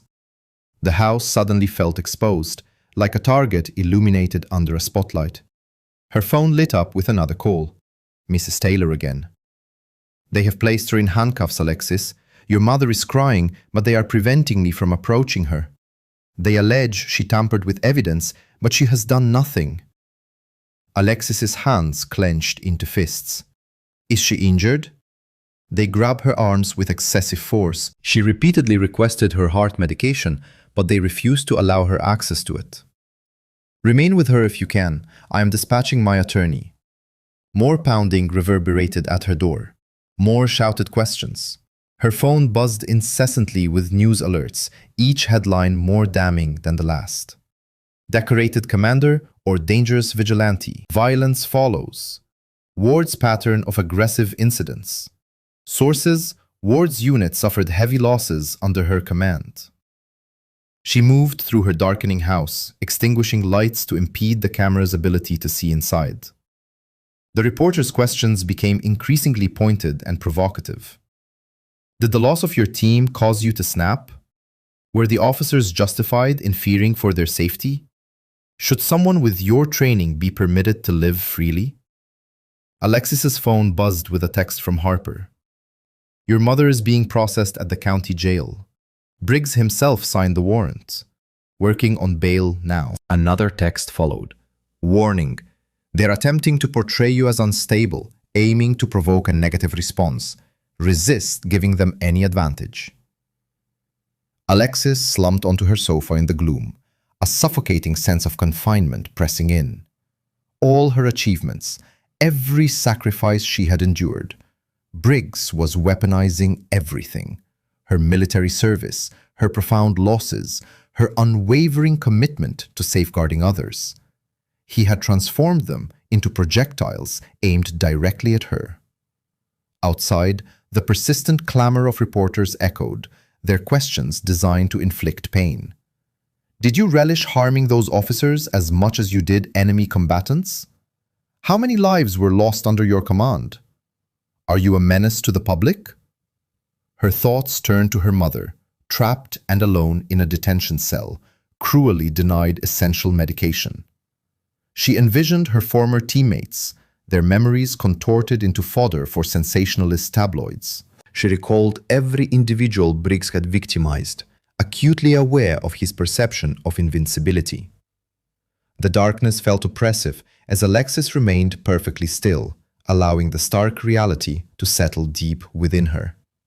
The established order would not falter. It would relentlessly pursue, continuing to inflict harm on those she held dear, distorting truth until her very being was annihilated. That is, unless she dismantled it first. The relentless camera flashes outside continued to pierce the darkness, momentarily illuminating her living room in stark, jarring bursts. Yet, Alexis scarcely registered their presence. Her mind had already shifted, meticulously dissecting patterns and vulnerabilities, identifying critical leverage points within Briggs's web of deceit. She had attempted defensive maneuvers, sought recourse within the existing framework. That strategy had only resulted in her mother's incarceration and transformed her distinguished service into a public scandal. The encroaching darkness enveloped her like a tactical shroud as she sat utterly motionless, allowing her simmering rage to distill her thoughts into icy, unwavering focus. She had confronted insidious systemic corruption before.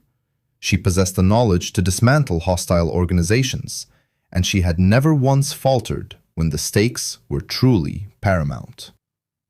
The morning sun, slicing through the slats of Alexis's bedroom blinds, cast sharp, striped shadows across her uncluttered walls. Sleep had eluded her. She hadn't even attempted it. The preceding night had been dedicated to processing intelligence, charting interconnections, and pinpointing chinks in Briggs's formidable network. Her mother remained in custody, denied bail on charges that were transparently fabricated. The media frenzy persisted outside, though the contingent had diminished to 2 persistent news vehicles. Their presence held no further consequence. She was finished with defensive tactics. Alexis proceeded through her morning ablutions with practiced, almost robotic efficiency. A bracing cold shower, a nutrient-dense protein bar, and a robust black coffee. Her combat-ready mindset had fully engaged, approaching this situation as any other hostile network requiring systematic deconstruction. She meticulously packed her compendium of evidence into a reinforced briefcase containing recordings, precise timestamps, sworn affidavits from witnesses, and illicitly obtained financial records procured through clandestine channels. The reporter's attention snapped to her as she exited her residence, their shouted queries ignored as they lunged for any utterance that could be contorted into scandal. She offered them nothing. 20 minutes later, she entered Harper's office. The attorney was already present, accompanied by Investigator Cross. Both appeared somber as they observed a morning news broadcast detailing Alexis's challenging military tenure. "They're really leaning into the troubled veteran narrative," Harper remarked, lowering the television's volume. "Your mother is still being held without—" "I understand the trajectory," Alexis interjected, placing her briefcase upon the desk. "Briggs will continue his escalation until a fatality occurs. Therefore, we will terminate it preemptively." She extracted her files, arranging them methodically across Harper's desk in perfectly aligned rows.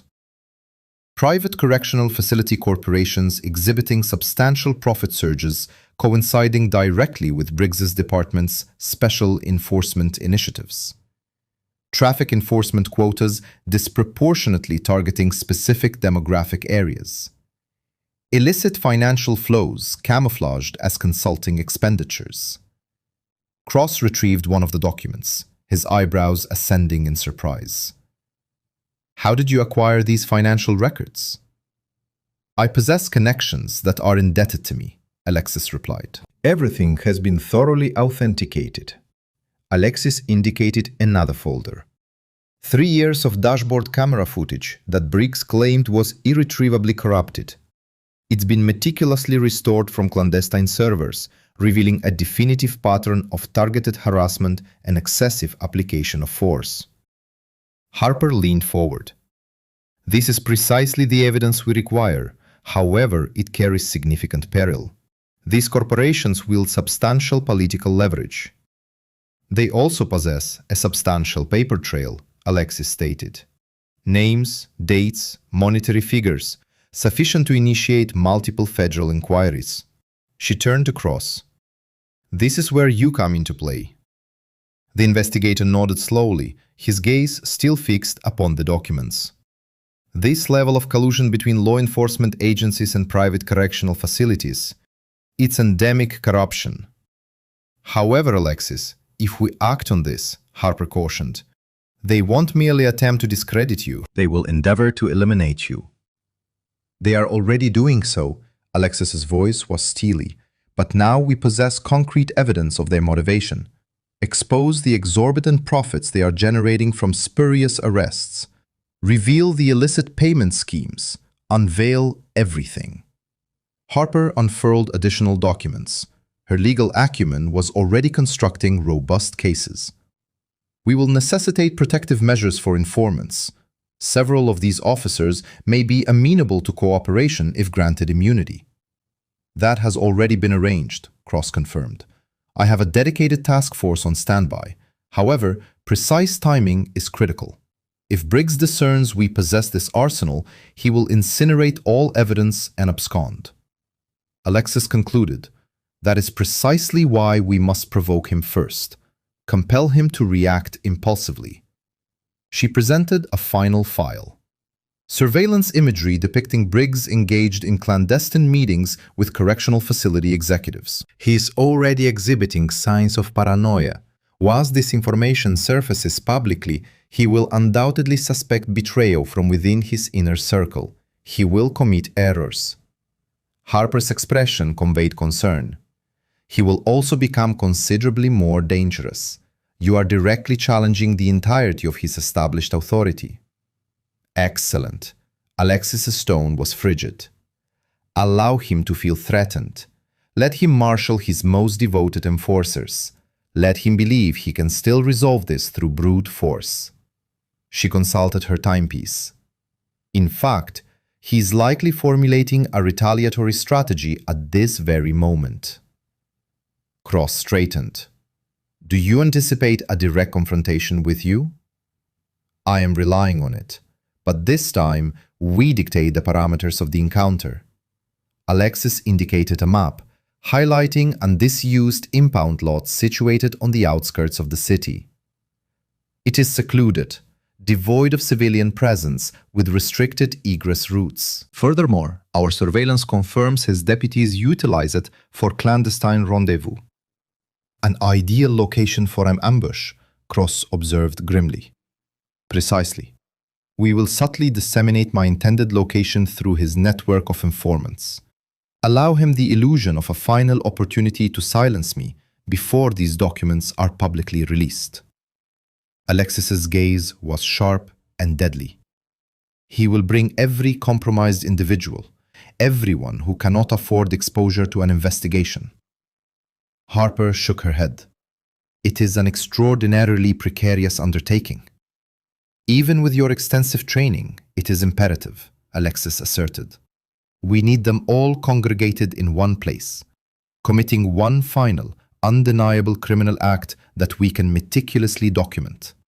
Unassailable, irrefutable evidence of conspiracy. Cross studied her intently for a prolonged interval. You are proposing to utilize yourself as a lure. I am proposing a definitive resolution to this entire affair. She met his gaze. Your task force cannot intervene until we possess concrete proof of criminal intent. I will procure that evidence for you. They dedicated the subsequent hours to meticulously refining their strategy. Harper coordinated with trusted journalists to prepare the impending financial revelations.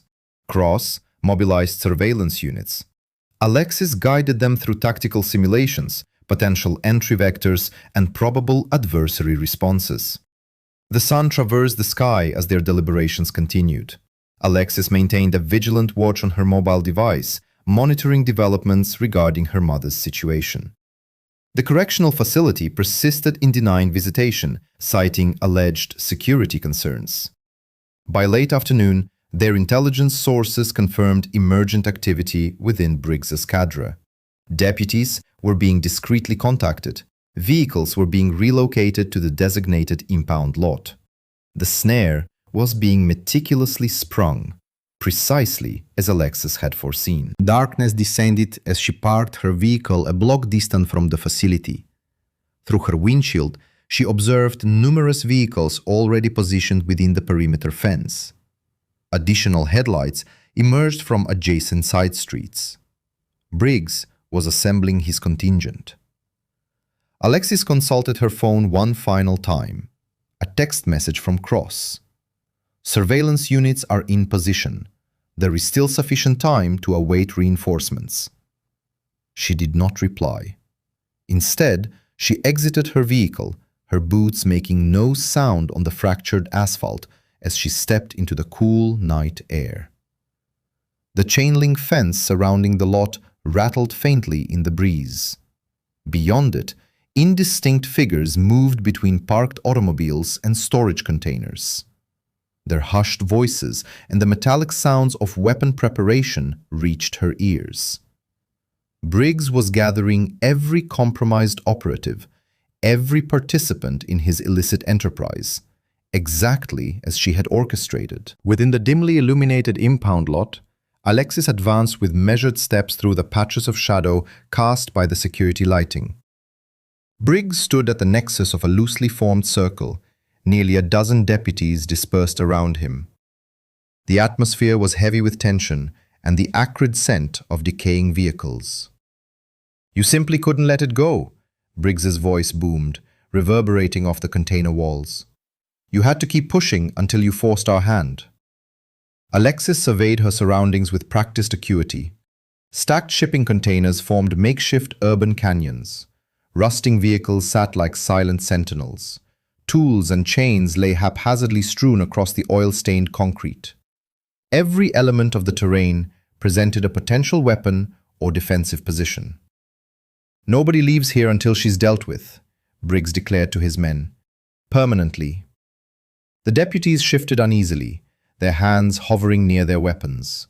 Some clutched heavy batons or lengths of pipe. Others' fingers rested on the grips of holstered firearms. Their exhalations misted in the frigid night air. "Final opportunity to withdraw," Alexis stated calmly. "Anyone who departs now will be omitted from the indictment roster."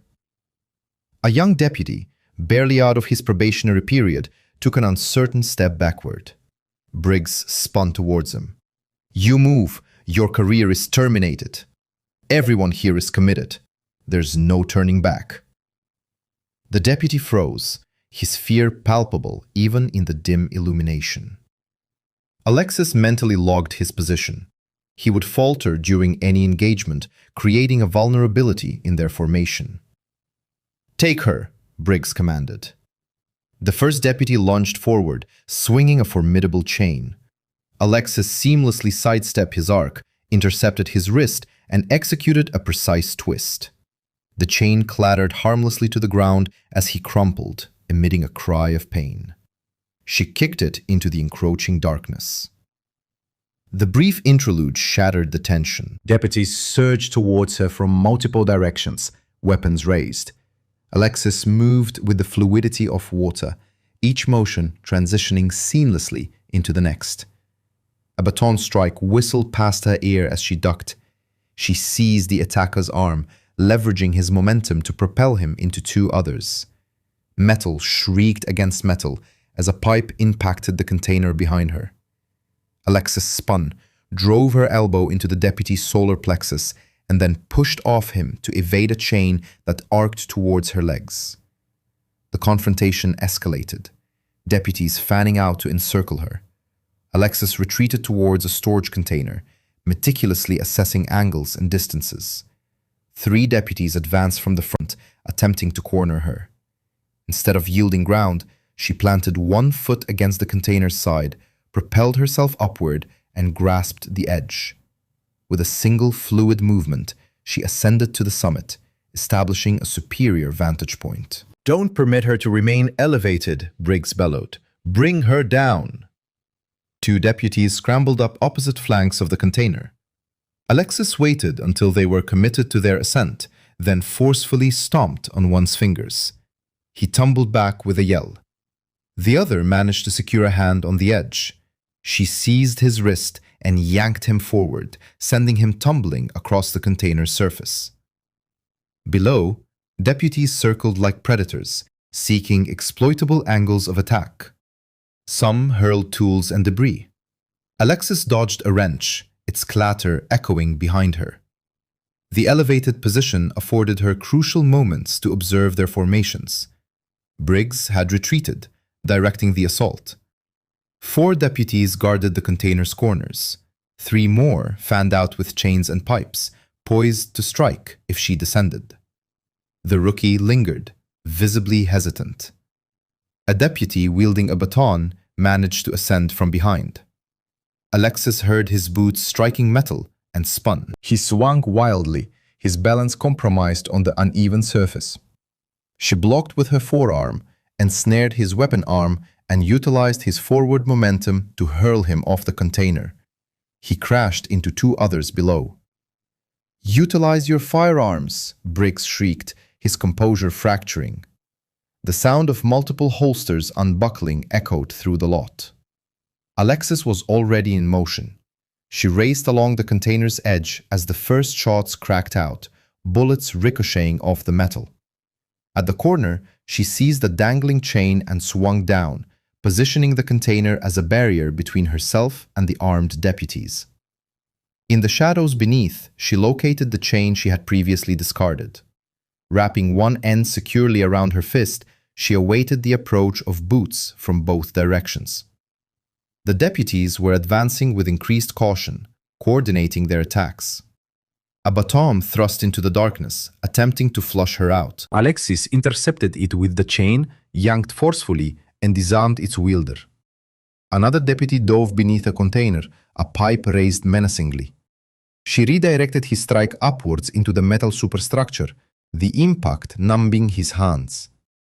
Shouts and curses filled the air as more deputies converged. Alexis rolled out from her cover, her chain whipping outward to ensnare one deputy's legs. He pitched forward as she rose, using him as a shield against the others. When two rushed her in tandem, she propelled her captive into them and spun away. The confrontation meandered through pools of light and shadow.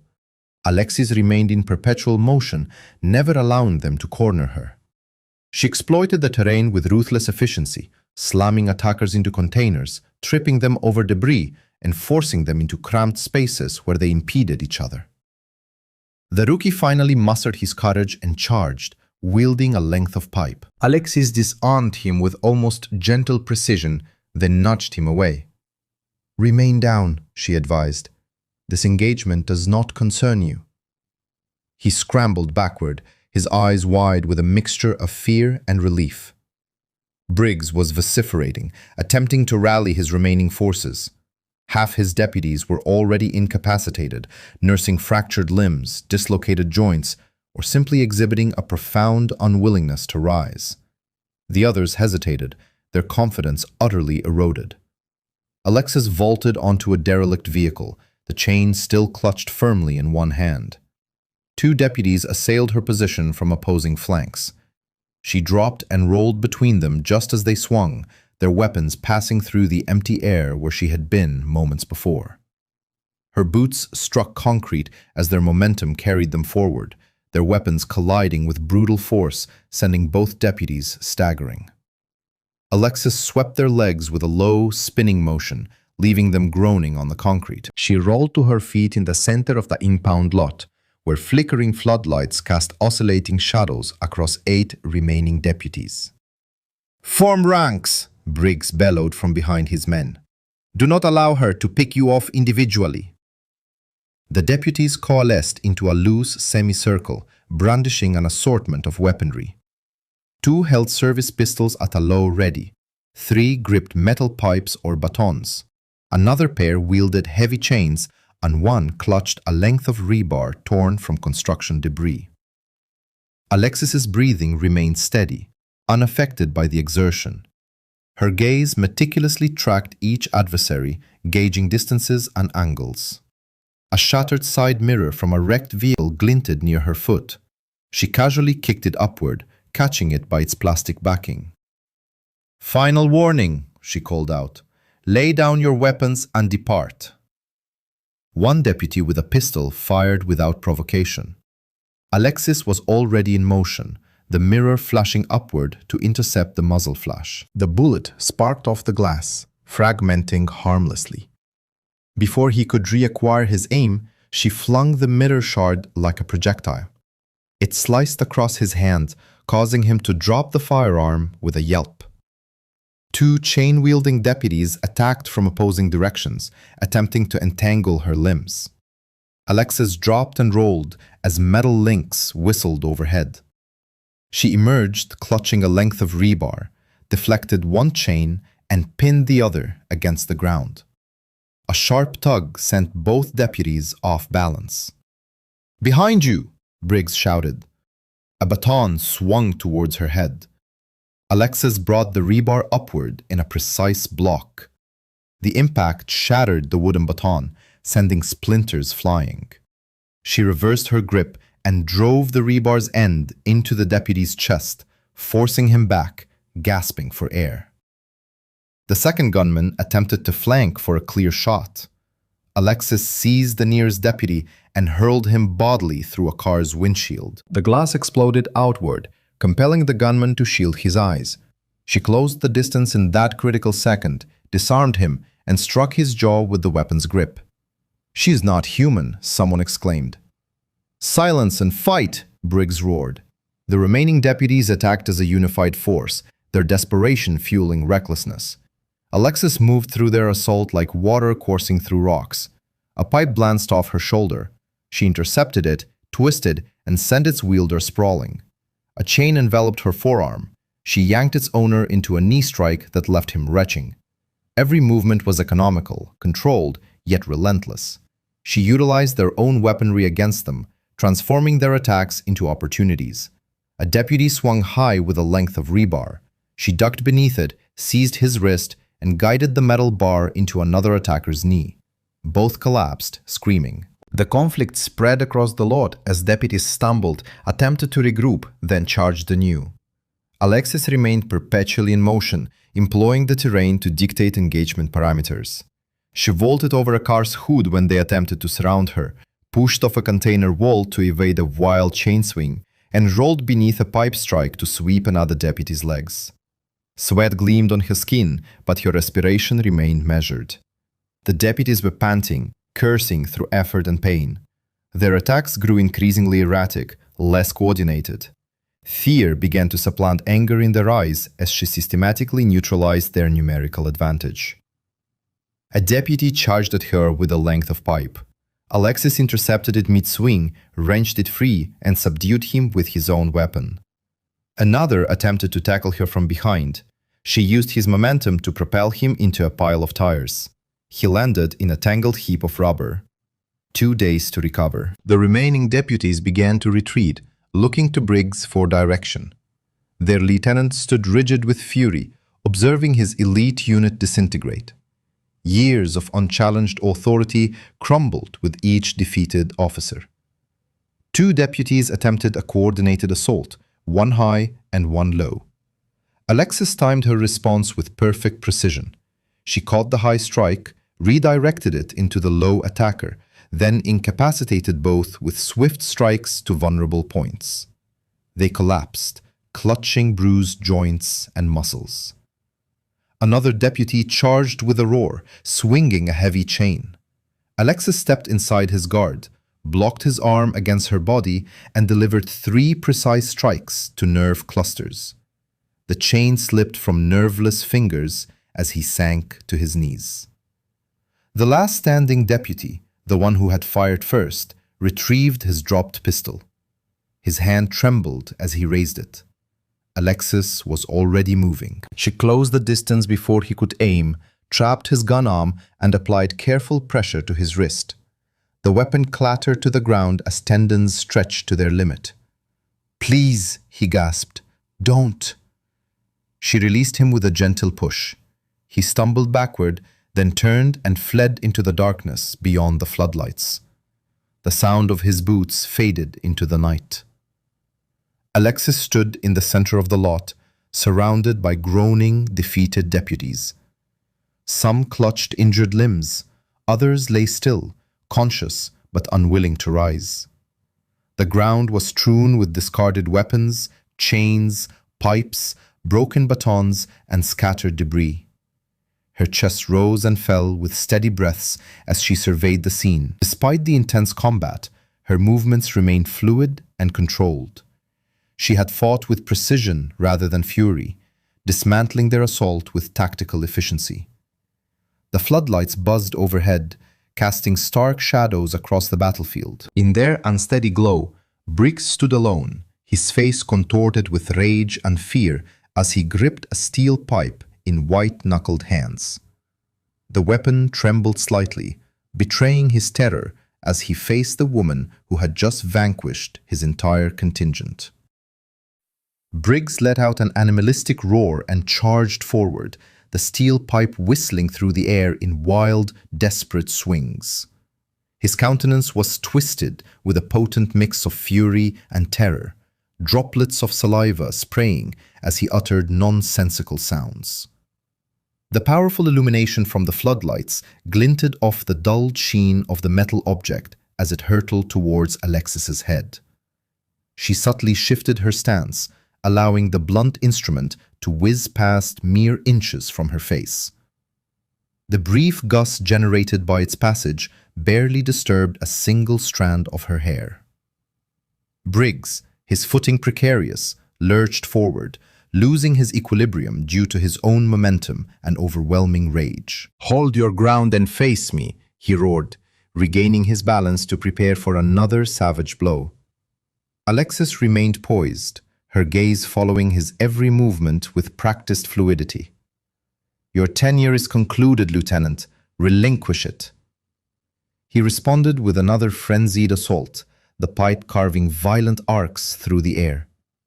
Each subsequent swing became more erratic than the last, his technique devolving into sheer, unadulterated desperation. Alexis gracefully maneuvered through the onslaught, her actions economical and precise. "You have shattered everything," Briggs shrieked.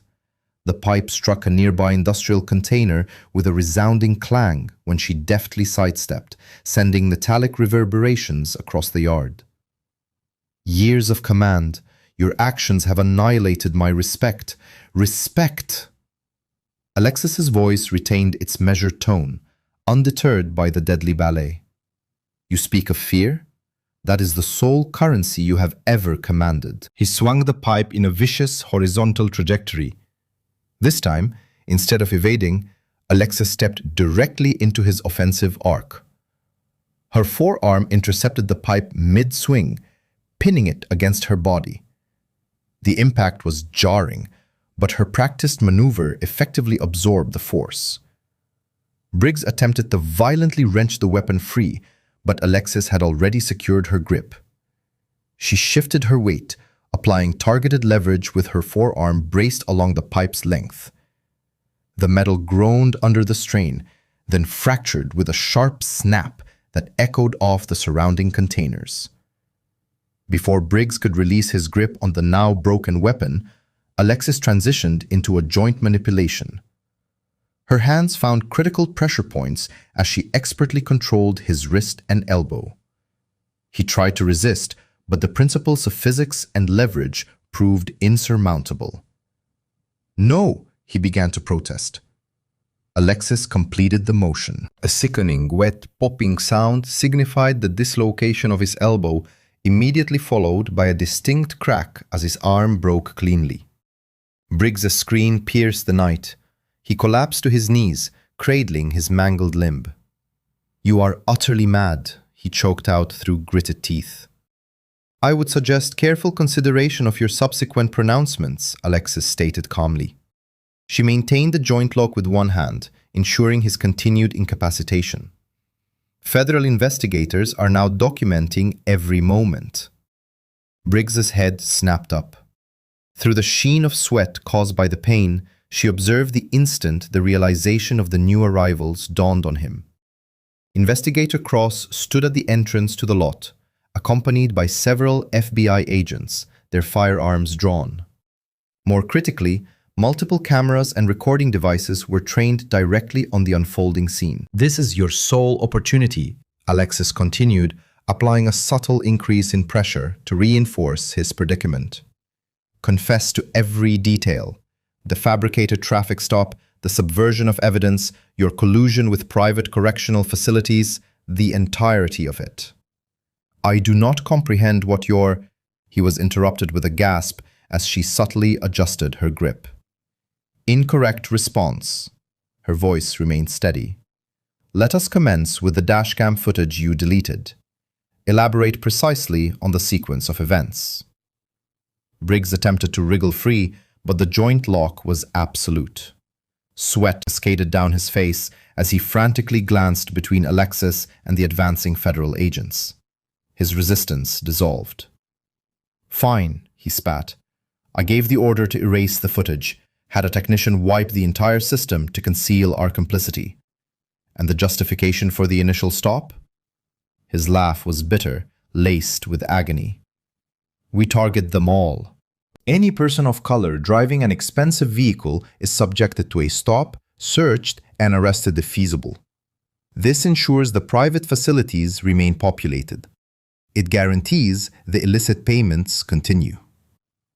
Who else is implicated? Cross inquired as he approached, his recorder extended. Half the department, Judge Maxwell, Dia Reynolds. Briggs's words began to pour out now, his composure utterly shattered. They all received their portion. We have been operating this for years. Alexis maintained her hold as Cross drew nearer, meticulously documenting every surrounding detail. Federal agents were apprehending the conscious deputies, informing them of their rights and applying restraints. Medical teams began to arrive to attend to the officers with more serious injuries. "And my mother?" Alexis inquired softly. "The fabricated arrest insurance?" Briggs grimaced. "We believed we could compel you to desist. I should have been more perceptive. I should have recognized your capabilities when you subdued my men on that initial day." Red and blue lights commenced their strobe-like illumination across the lot as additional law enforcement vehicles arrived. The pulsating colors cast surreal patterns upon the scattered weaponry and fallen deputies. Evidence response teams moved in, photographing and cataloging the scene. "That suffices for the present," Cross declared, ceasing the recording. He gestured to nearby agents. "Escort him." 2 FBI agents approached with handcuffs. Alexis smoothly released the joint lock, stepping back as they secured Briggs. He swayed on his knees, pale and perspiring, as they read him his rights. "This is not concluded," he snarled as they pulled him to his feet. "You have no comprehension of the individuals you are confronting." "On the contrary," Cross responded, "we possess precisely what we require. Your confession, coupled with the evidence we have amassed.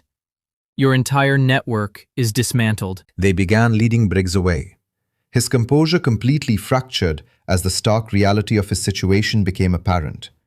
He commenced shouting, unleashing threats and obscenities that reverberated off the containers. Alexis remained motionless, observing as they dragged him toward a waiting vehicle. The flashing emergency lights cast alternating shadows across her face. She remained silent, her expression impassive as Briggs's vociferations receded into the night. Around her, the impound lot had been transformed into a comprehensive crime scene. Evidence markers were strategically placed across the ground. Photographers meticulously documented the fallen deputies and the strewn weapons. Federal agents moved with resolute purpose, apprehending suspects and collecting testimonies.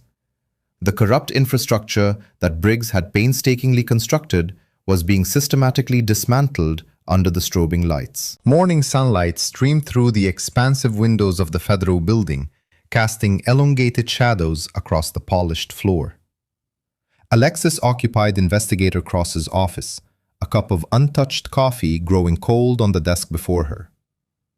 Harper Lane was seated beside her, legal documents spread across her lap, while Cross leaned against his desk, a look of profound satisfaction on his face. "The repercussions are unfolding with remarkable speed," Cross remarked, holding up a newly acquired report. "Briggs's admission has initiated a cascade of consequences. Deputies are turning against one another, each attempting to negotiate a more favorable outcome before it is too late." Harper nodded, her fingers sifting through her documents. "The evidence is irrefutable. Briggs, Dawson, and Riker are facing numerous federal civil rights violations. The conspiracy charges alone carry sentences measured in decades." "And what of the others?" Alexis inquired, her voice steady. "The district attorney submitted his resignation this morning," Cross replied. "He did not even attempt to contest it. Judge Maxwell is currently under investigation by the Judicial Review Board. The sheriff's entire command echelon is being dissolved." Alexis inhaled slowly, processing the swiftness of the transformations. Merely days prior, these individuals had appeared impervious, shielded by their badges and a compromised system. Now, They were succumbing like a house of cards in a gust of wind. Your mother's release documentation was processed an hour ago, Harper added softly. All charges have been expunged. The county is already initiating discussions for a settlement to avert a lawsuit. A palpable tightness in Alexis's chest finally began to recede. Her mother's wrongful arrest had constituted the cruelest facet of Briggs's retribution. How is the restructuring progressing? The FBI is overseeing a comprehensive overhaul, Cross elaborated. New leadership, revised training methodologies, external oversight committees. They are employing this case as a foundational model for rectifying other struggling departments. He projected a news website onto his computer monitor, orienting it for Alexis's view. The headlines presented a stark contrast to the character assassination campaign of mere days prior. Delta Force commander exposes police corruption. Hero veteran confronts systemic abuse. Corrupt officers face federal charges.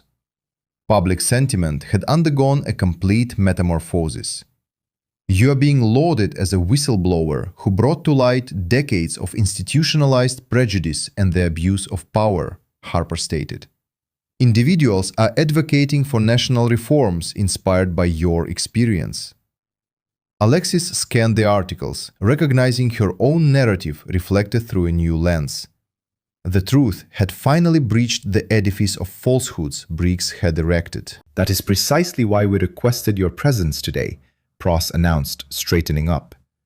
The Department of Justice is establishing a specialized task force to review and reform the protocols for the use of force nationwide. They wish for you to lead it. Alexis looked up sharply. Me? Harper smiled. Who else possesses the requisite qualifications? You command military experience, tactical proficiency, and now first-hand knowledge of the abuse of power by law enforcement. You can articulate both perspectives of the equation. Your unique vantage point could be instrumental in reshaping how law enforcement approaches conflict resolution, Cross added. Help prevent other departments from devolvement into what Briggs cultivated here. Alexis stood and walked to the window, gazing out over the cityscape. The morning sun caught the glass of distant structures, causing them to gleam like beacons. She recollected that night on the highway when two patrol vehicles had targeted her simply for being black and driving an expensive automobile. How many others had endured comparable abuse without her training and resources to mount a defense? The position would grant you substantial authority to implement changes, Harper continued. Establish new training benchmarks, institute accountability mechanisms, create appropriate oversight structures. You could help ensure that no one else has to endure what you and your mother experienced, Cross stated quietly. Alexis turned back to face them. Her expression was one of unwavering resolve. When do they require a response? They are scheduled to announce the task force next week, Cross replied. However, they are prepared to await your decision if you require time for deliberation. I do not, Alexis affirmed firmly. This is precisely the nature of the mission for which I have been trained. Identifying threats, devising countermeasures, safeguarding civilians. The arena of engagement has merely shifted. Harper beamed. I was hopeful you would respond in this manner. I have already prepared the necessary documentation. They dedicated the subsequent hour to reviewing documents and discussing initial strategic priorities. The scope of the task force was ambitious, yet Alexis felt invigorated by the challenge. This presented an opportunity to effect enduring change. As they concluded their meeting, Cross's phone buzzed. He checked the message and smiled. Your mother's processing is complete. She is awaiting you in the lobby. Alexis gathered her belongings with alacrity. The three of them descended in the elevator together, emerging into the brightly lit marble lobby where Sarah Ward stood waiting. Her mother's face illuminated with joy at the sight of her daughter.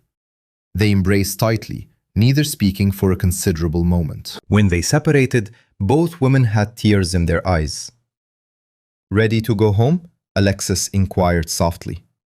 Her mother squeezed her hand. "More than ready." They walked together through the lobby's revolving doors, emerging onto the courthouse steps. The morning air was crisp and clean, carrying the promise of spring. New screws had assembled, but they maintained a respectful distance, affording the mother and daughter their moment of tranquility. Alexis inhaled deeply, feeling the weight of the preceding weeks finally lifting from her shoulders. The tempest had subsided. The corrupt system that had targeted them was being dismantled. More significantly, she now possessed the opportunity to prevent similar abuses from befalling others. Her mother seemed to discern her thoughts. "You are going to accept that task force position, aren't you?" "Yes," Alexis replied. "Someone needs to ensure that what transpired with us cannot recur." Sarah nodded with pride. "Then you had best commence your work. There is a great deal of remediation to be accomplished." They stood together in the morning sunlight, liberated at last from Briggs's oppressive shadow. The courthouse loomed behind them like a colossal stone sentinel, no longer a symbol of malfeasance, but of justice restored. For Alexis, it marked not merely a conclusion, but a fresh commencement, an opportunity to redefine the very framework she had endured.